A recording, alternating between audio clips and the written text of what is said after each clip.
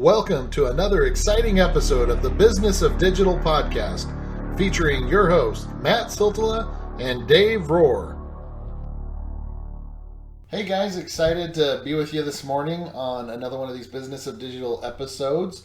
Thank you for joining us. Before I jump into what we're going to be getting into today, I do want to first give a quick shout out to our sponsor, the MarTech Conference. They're going to be at San Jose, April 3rd through the 5th, and Boston, September 16th through the 18th. Here's your reminder to join host and program chair Scott Brinker for a diverse agenda that delivers strategic insights into marketing, technology, and management. MarTech stuff, guys.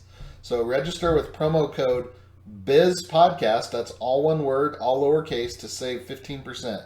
That's B-I-Z podcast. And it's all one word, lowercase. And so for more information, visit martechconf.com. That's just martechconf.com. And so, by the way, before you go into your next spiel, every time we do this promo, I think about that really, really good burrito place in San Jose. That's just a couple blocks away from where the main conference is, where the conference is probably at. I know what you're talking about. The place. Yeah. Yes. That's such a good burrito. I may or may have not said yes to a speaking gig based just on the food that's in proximity.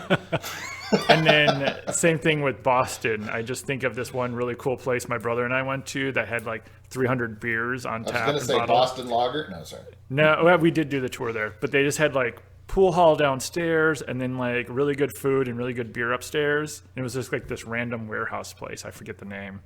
But yeah, nothing to do with food or beer about any travel we do. But all right, no one wants to hear about that stuff. Sorry. Oh, they might. But let's talk MarTech stuff, Dave. Let's have some fun. So I actually, I love this. I love the discussion because we've chatted about it before. I know we have, but just the expectations that are set between, or the expectations in marketing or MarTech, if you will. The perfect example is, how I got started in this whole industry. A lot of people don't know this about me, but I used to be a co-host on a morning country show. I know, country. Anyway, but so they knew I was going to school for computers, and this was way back in the day before there was any kind of distinction and any kind of, e-commerce degrees or anything like that. But anyway, they heard that I was going to school for quote-unquote computers, which I actually was going for, as a net admin degree. But they're like, oh, you're going to school for computers. We want to hire you to do our websites. And so I'm like, okay. Hey, I've always wanted to know how to build websites. So I built the first 3 websites for these 3 sister stations that, that we were all in charge of, and one of them that I was a co-host on. And so I think that this is kind of like the point of what Dave and I want to get across. A lot of times in this space, in the digital space, a lot of people think that the SEO is the designer. The designer can do SEO. The programmer is the same thing as the designer. The designer, programmer, and SEO are all the same thing. And they all know PR, and they can all do email marketing, and they all know this and that. And that's a mouthful, Dave. But that's what I think that we really wanted to jump into. And why don't you take it from there, Dave? Yeah, I think the best example we came up with is trying to, and a lot of people, we all fall into this trap at some point, but like I'm trying to work on my one condo. I got to get it on the market. Should be on the market soon, hopefully. I've been saying that for how many months? Like a general contractor. Like when it comes to digital, you want to hire a general contractor. They're going to know a lot of things, but not be experts in anything. And I personally probably fall into that. I'm probably deeper in PPC and SEO and some things, but if you ask me about email and, certain different stacks and stuff, no, I can't do it. And expecting me or expecting anyone to do everything for you and your website or, those job listings that drive me crazy. It's like, we want an SEO guru, but also you have to know PPC and you're going to manage 8 different accounts for PPC. You're going to do the social, you're going to do all of this stuff because we have 8 businesses. And I'm like, you're not going to find someone that can do everything that perfect, that well. Well, I like the example that you gave before we started recording, which was, you're not going to hire your roofer to come and fix your electrical problems, or you're not going to hire your plumber to go and fix your leaky roof. No. And if you do, you're silly. Yeah. I tried to fix some of my electrical at my house, and I actually had a general contractor who's supposed to be coming out in the next week or so, depending on his schedule. And when I talked to him initially, he's like, well, what kind of projects do you have? And he actually said, and I remember this, and this is actually probably a good example. He was like, well, I can do some of that stuff, but I have experts or other people that I will bring in to do that certain things because I'm not an electrician and I'm not a plumber. He's like, I can do the small stuff, but I can't do everything. And I think people, when they hear someone say, oh, I can do I'm a graphic designer or I'm an SEO and I can do WordPress. No, we can do a little bit. Yeah. We can go in and tweak and install plugins, and some people can do a little bit more. Like we can go in and, do style sheet stuff, maybe some smaller tweaks in the theme itself. But once it starts getting into heavier coding, what happens is 6 months, a year down the line, maybe even a month down the line, you have to update your site, and suddenly you can't update the theme, or you can't update the base WordPress because you had someone come in who really isn't a WordPress developer, and they tweak stuff. And now when you try to update, you overwrite that code and it wipes out all the stuff because they didn't know what they were doing. Well, I think you said it best with what you said with your example in, the contractor telling you, I can do this, this, and this really good, but I have people that can do these things. And that's like the perfect segue into, the whole point of what you and I wanted to talk about, which was expectations. Yeah. If that plumber would have told, or if he would have told, the general contractor would have told you, yeah, Dave, I can do it all, no problem. And then he goes in and he starts doing it all, and you start realizing, hey, he can't. Well, you're going to be pretty pissed off at him because the expectations were not, met to what you thought he was going to be able to do. Now, the way that he set it up, the expectations were set perfectly. And I think 9 times out of 10, if you can set the expectations properly from the beginning in whether it be, I'm just going to say it right here, like out of everything that we do, whether it's SEO, PPC, link building, influencer marketing, visual content, whatever it might be, web design is the hardest as far as expectations. As far as setting any kind of time frame, getting what the client's expectations are versus what the designer hears and puts on paper, and that's the hardest. But what we've learned, if you can address that, rather than them saying, hey, I got $10,000, I want you to build me this kind of website, and you say, sure, no problem, we'll be able to do it easy. Instead of that, go take the approach of this is typically the amount of time it's going to take. This is how we're going to go about it. This is the process. There is probability that it could take longer. There is things that come up. Our designers work a certain way. You may have a certain way in your mind. There may be someone after you get to the point of, hey, we got the whole website done and ready for you to look at, and you're looking at it, and then you tell us, oh yeah, so-and-so also wanted to check it out, and they're looking at it now, and they have some ideas.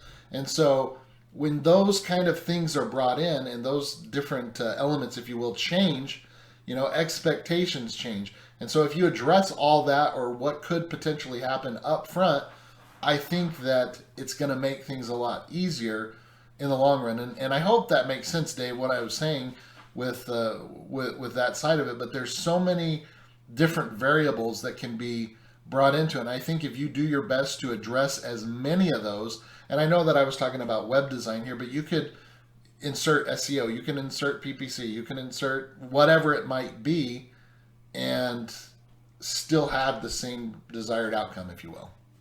And so, I don't know if that makes sense. Yeah, I think another example would be the show Homes on Homes. Oh yeah, you ever seen that? I have. I don't know. It hasn't been on for a little while. If you're a Canadian listener, you probably know the show. If If you watch a lot of HD TV over the last 10 years, you've probably seen it at some point. But he's a general contractor and he knows his stuff, but he is not the electrician. He is not the plumber. He just understands the whole picture. And I think what happens a lot of times is people are on a tight budget and they go and they find a graphic designer or a web builder, a coder, and they're like, I have a small budget and I need you to build me a website. I don't care if it's on Wix, I don't care if it's on WordPress, I don't care whatever it's on, I just need it and I need it to do this. And they're like, oh, sure, well, how much do you have? And then they just try to do it at, you want it as cheap as possible and they want to get as much out of you. And in reality, you're getting maybe good work from them, but they're also going to tell you that they can do all these other things like you're saying, and they can't. And if you ever watch Mike Holmes, he always goes in, especially the couple shows where he'll go in and he goes in after contractors have either screwed people up over or just destroyed, done horrible work. And usually it's someone like that overpromises, and the expectations are this one person can come in and do it all, and they can't. Because then when that person that hired you to build the Wix websites asks you to do something that they heard somewhere SEO-wise and Wix can't do it because it's just not possible for it, then guess what? You're screwed. Yeah, or, the example you talked about earlier, it was a web developer or web designer who said, oh yeah, we can do SEO. Yeah. And then they do God knows what 500 for an SEO standpoint. directories or something, yeah. Yeah. And there's I won't throw them under the bus too much, but I had a computer that I needed to be fixed in the Chicagoland area, I'll say. And I was looking at their website to see, if they did that kind of stuff. They also did data science stuff, which I thought was interesting. So they'll fix my iPhone and they'll do big data stuff for me and they'll build me a website. And I looked at their website. It was a basic template. Wow. Like a very basic template where they actually missed a lot of stuff. Like, I was like, yeah, that's not what you just can't sell everything, but that's what they're trying to do. Yeah. And if you don't set your expectations to equal your budget, but also question whoever you're hiring, and that's for a plumber, for electrician, for your mechanic, for anything you do, your doctor, it doesn't matter. I think a lot of people look at those types of things and are like, oh, well, I'm going to get a second opinion from my doctor about my knee. But they won't get a second opinion about someone building a website that's going to either make or break their business. Yeah. And the expectation is you're going to build this website and it's going to be SEO friendly and it's going to work and it's going to work in a year. And, you're actually going to not put a no index on my site because you understand how that works. And, you're actually going to set up the themes correctly so that I can update them in some sort of fashion. And you don't get that because you didn't question it. Your expectations were for this amount of budget, I'm going to hire this one person and they're going to do everything. And there was that one article I saw, what was it? It broke it out. If you're building a website and you hire one person, this one broke it out into a web designer, developer programmer, marketing agency, graphic designer to actually build not just the site itself, but the images and all of the stuff inside of it. Because I think a lot of people also, I'm probably guilty of that as well sometimes. I just assume usually it's the same person, but sometimes they're not. An SEO consultant. Those are, that's 1, 2, 3, 4, 5 people to build a website. And I bet most people go to one. Yeah. And they have 2 people. They can't be really good at everything. I mean, yeah, sure, sometimes they are. But, if you're going to give them... Oops, sorry, go ahead. Well, it goes back to what you and I have tried to tell people from the beginning. As long as I can remember us doing shows that are anything remotely about related to this, we try to say get as many people involved as possible. Like with what you were just saying, with the web design, you're going to need the SEO, you're going to need the programmer. A lot of times, people don't realize that this person that's designing the website, they're just making it pretty.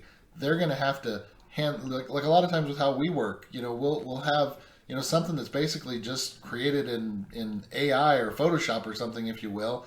It's all pretty looking, non-functional, sent over, and the just for a design, and the client looks at it, likes it, approves it. Well, that's just the beginning. Like, it's not even close to being done. You gotta get it over to the programmer, and he's got to slice and dice it up and make sure that it works, and he can make it look that good on WordPress. And you also got to be working with the SEO at the same time, making sure that, hey, all these guys are doing things where these images are optimized, where it's going to load fast, where all your, the technical side of it is correct, and all that. And so, but a lot of times, like with what we're getting at, people don't get that. They don't get the fact that it is complex. It's not something that's just like one person. And so again, if you don't have a budget and you're hiring that kind of person, understand, like, hopefully what we're trying to do here is help you understand what you're paying for and what you get what you pay for, but also where you're not jumping in at, blindfolded, and what you're getting into. And that's my goal for this, at least. Oh, I just had an example and now I'm having a brain fart. Darn it. No. Why is my brain doing it? And I just closed. I had a tab open and it spurred a thought, and now I'm totally going blank. Well, while you're thinking of that, I can just jump into, we've had many a times where, when again, this all just part of the words that we've used before, your marketing stack, and these are all just players in this. And as far as what we're trying to get at here, one of the things that Dave, that you mentioned, that sparked us to start this whole conversation and record this episode was, the quote: "We hired a web designer. The site is beautiful, but we're not getting any leads. We hired a developer or programmer. We spent a lot of money, but the site is buggy and it's not implemented. We hired a marketing agency, on and on and on. We hired an SEO consultant, but we don't see any additional leads," things like that. Anyway, did you get your thought back yet? I remember now. Yeah, it was an example of someone being brought in as an SEO consultant and being told that this one site section or these pages and stuff had started tanking in recent months, and can you take a look at it? We updated the content, we did all this stuff, and they started crawling the site and digging around, and then they were looking at the page and they're like, well, they got a bunch of content on here and a bunch of stuff. They looked at the view source and they're like, where's the content? All of the content on the page was in an image. Oh, jeez. Oh, Phil. He's like, it's all an image. He's like, there's this ton, and he sent me the page, and they're like, no wonder why this page loads super slow. They're not ranking for any of these keywords again, because they went to the graphic designer or the website designer or someone and said, hey, we want to update the content. We want it to look like this. And that's sometimes the gap between a graphic designer and the website. I used to run in this before where I had to build years ago now, but the powers that be hired a third-party agency to design our website. The company they hired was of print and always did print layouts and print stuff. Everything they created was really curvy with all sorts of crazy gradients and stuff. And we're like, we have to now transfer that really pretty look, very curvy, into HTML. I'm like, the number of images and tables and like all this stuff we had to build was ridiculous. Yeah. Because they hired the wrong type of agency to design their website, and then we had to go and fix it. This other company hired a graphic designer. Instead of making it so that it would load quickly and whatever, they were just like, oh, we're just going to take it, we'll upload it, we're done. And I think shortcuts like that might save you some time and energy and maybe money short term. At least you think it will, but it's actually going to hurt you long term. Yeah. Hiring the cheapest plumber isn't always going to be, maybe sometimes it's going to work out, but a lot of times the electrician who, doesn't have any work, and you go and look at the Yelp or you go look at your reviews online, you can't find any sort of web presence anywhere. Maybe they're super eager to start tomorrow because they're not getting hired. Are they new? Do they not know what they're doing? Has anyone ever heard of them? And sure, everyone's got to start somewhere, but I'd also ask a lot of questions as to their experience. What have they done in the past similar to that? And it's the same for, your website. If you're in a certain space or of a certain site type, hiring an SEO for your e-commerce site that only does lead generating sites and has never worked with a really crazy, robust CMS plus e-commerce platform like that, maybe you go and find someone that has done a lot of work with that platform. Not the cheapest. As we've been talking about this, it also made me kind of have to laugh because of how people are and because of this situation that we're in and that we're talking about, it kind of helped us, and I say us as an Avalanche Media, grow as a company because, we started out as an SEO firm. I mean, it was me that started the company and I did SEO services. And then, it kind of evolved into other things. And it grew. People were asking, okay, well, can you also do this website design for us? And so, then I started finding people that could web design and, oh, hey, we're wanting to do PPC too. Okay, can you help us? It's just we found out that these companies would come in and they had so much stuff that they wanted to do, but they didn't want to go and hire like 5 or 6 different firms to do it all. They wanted one agency. And so I just find it ironic that as we're talking about this, I'm thinking like, this is exactly the reason and how Avalanche Media grew, because of situations like this. but you hired specialists. No, we did. Yeah, you got into infographics, so you hired specialists that would do it. You got into motion graphics and video and stuff, and you hired people that specifically knew how to do that. Exactly. But that's my point, though. Like, this is just going more to prove your point of, people just, they get in and they just assume so much that like, hey, you can do everything. And so that's where we're trying to give you the point of this, at least as far as from I'm concerned, is we're trying to help you do your due diligence. The next time you want to hire a web designer, understand that web designer may tell you he's an SEO, but he's not really an SEO. He may understand or have a little bit of a technical knowledge or a background, but he's not a true SEO. Also understand that the web designer you hire to create this pretty website, it may not be the programmer that can make it actually work. And so these are the kind of questions that you need to ask, and these are the things that you need to be aware of in order for you to do a better job in closing that gap, if you will. Perfect example to the title of this podcast, closing the gap in expectations for your digital marketing and whatnot. So well, anyway. And even within certain, or in each specialty. So if you were to bring to me a site, and I had this 2 years ago, I think, and it was a full JS site, and I was like, well, I've done JS sites every so often, but it's not my specialty.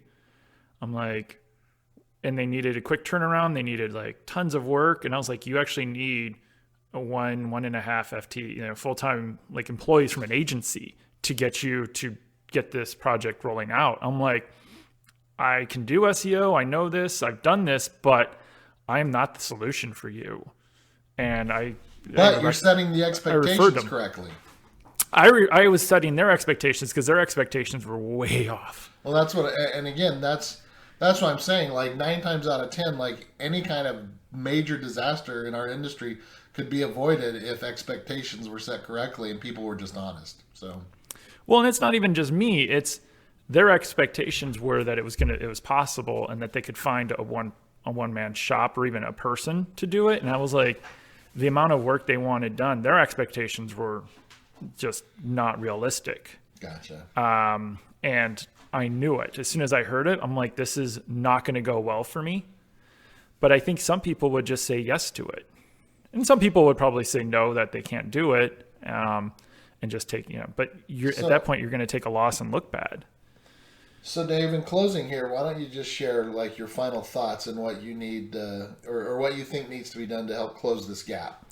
I think whether you're hiring a full-time or even part-time employee internally, or if you have a need for, whatever help it is, look at what that specific need is and try to fit someone that fits it or can resolve it without expecting them to do everything. Don't hire an SEO guru and then expect them to manage your PPC. Don't hire a web designer and then expect them to be your WordPress developer of record for the next 4 years. Maybe they can do it, but make sure that their expertise is really what you need and anything else is beneficial, but don't expect them to be the expert in everything. Perfect. All right. My rant. And rant. No, that I couldn't say it any better. So we do appreciate you guys joining us for this episode. One final reminder, the MarTech conference is coming to San Jose, April 3rd through the 5th, and Boston, September 16th through the 18th. And so make sure you join that program, and you're going to learn all sorts of stuff on marketing, technology, and management. Get very, very detailed insights. And so if you're interested in attending any of those conferences, whether it be the San Jose or Boston one, go and look at martechconf.com for more information. That's martechconf.com. And if you're going to go, let us save you 15%. I mean, 15% is 15%. So just put in the promo code BIZPODCAST. It's all one word, lowercase, BIZ podcast, all one word, lowercase, and we will save you 15% on the registration for that. So, well, for Dave Rohr with Northside Metrics, I'm Matt Siltel with Avalanche Media, and thank you guys for listening to us on the latest episode, and we'll catch you on the next one. Bye, guys. Thanks all.